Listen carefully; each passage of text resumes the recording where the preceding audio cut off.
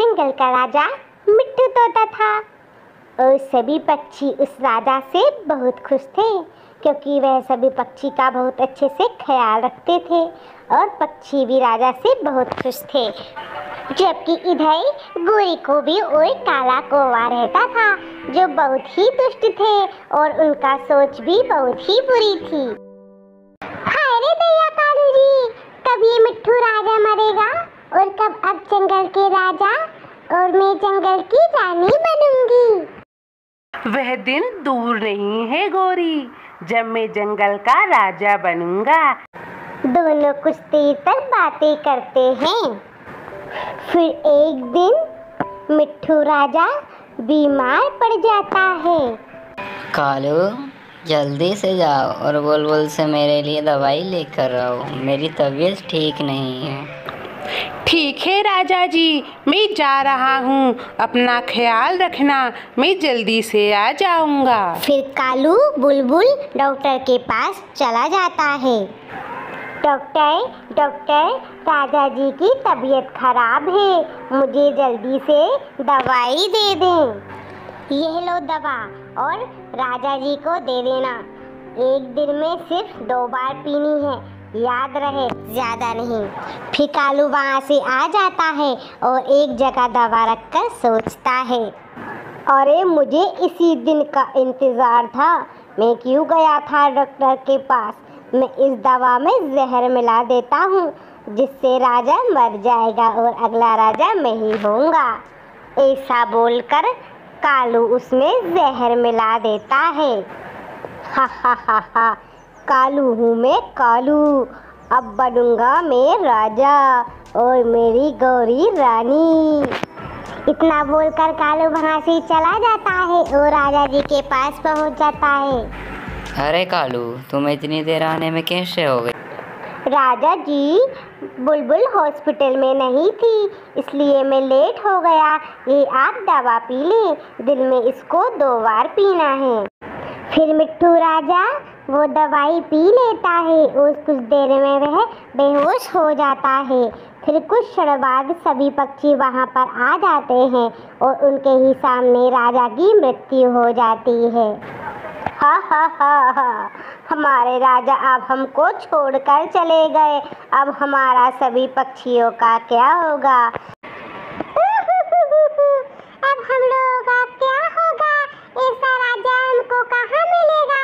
बहुत अच्छा राजा था जो हमारा ख्याल रखता था। अब हमें जंगल के राजा का चुनाव करना होगा। हाँ, हम सभी लोग कल एकत्रित हो जाते हैं और जंगल के राजा का चयन करेंगे। वाह कालू जी, वह क्षण आ ही गया जिसका हमको बेसब्री से इंतजार था। अब तुम बनोगे राजा और मैं तुम्हारी रानी।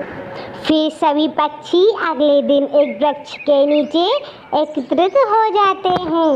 जो सबसे बहादुर होगा वही हमारे जंगल का राजा बनेगा। कालू जी ही राजा बनेंगे। अंतिम समय में मिट्ठू राजा ने कालू का ही नाम बोला था।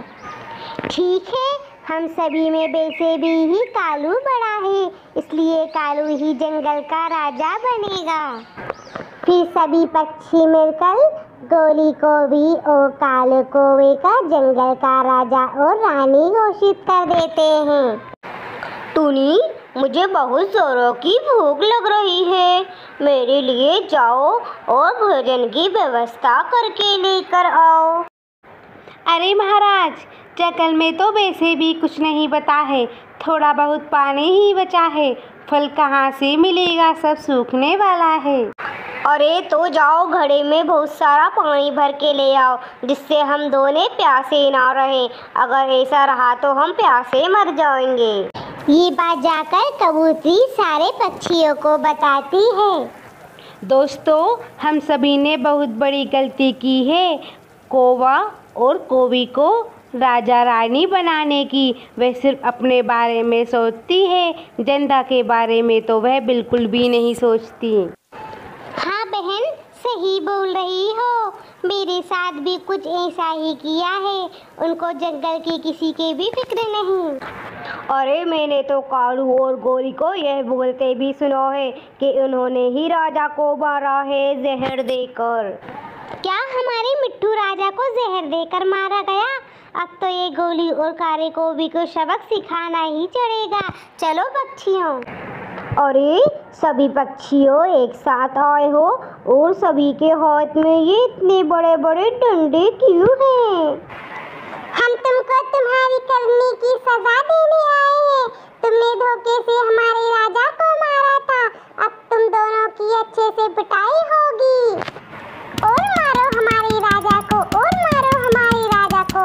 अब मिल गया ना सबक। अब तो यहाँ से जाना ही होगा तुमको। फिर सभी पक्षी मिलकर कबूतरी को रानी बना देते हैं, क्योंकि वही सबसे बड़ी मुखिया होती है सभी पक्षियों में। तो दोस्तों, यदि आपको हमारी ये कहानी अच्छी लगी हो तो हमारे जिंगल विंगल चैनल को लाइक एंड सब्सक्राइब करना ना भूलें। Thank you.